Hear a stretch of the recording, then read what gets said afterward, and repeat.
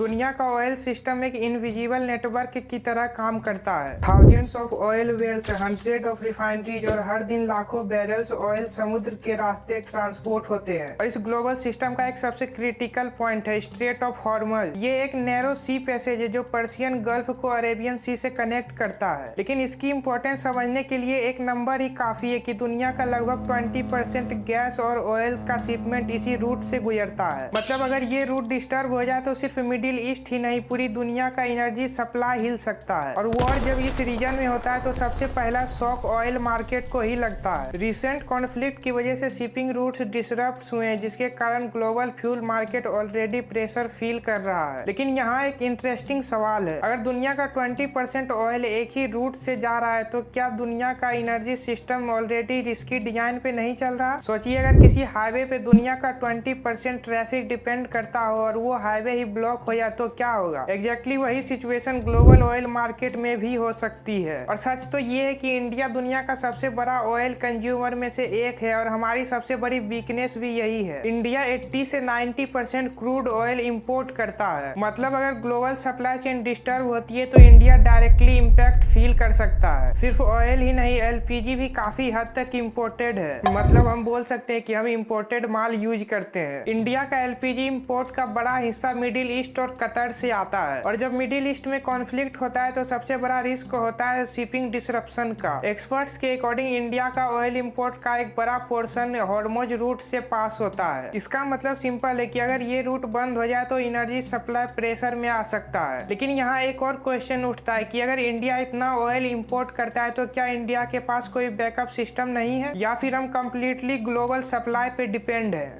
अब कुछ worst case scenario imagine करते हैं। सिनेरियो 1, वॉर एस्केलेट हो जाता है और स्ट्रेट ऑफ हॉर्मज टेम्पररी ब्लॉक कर दिए जाते हैं। तो इसका मतलब क्या लाखों बैरल्स ऑफ ऑयल टैंकर समुद्र में फंस सकते हैं और global oil supply suddenly slow हो सकती है?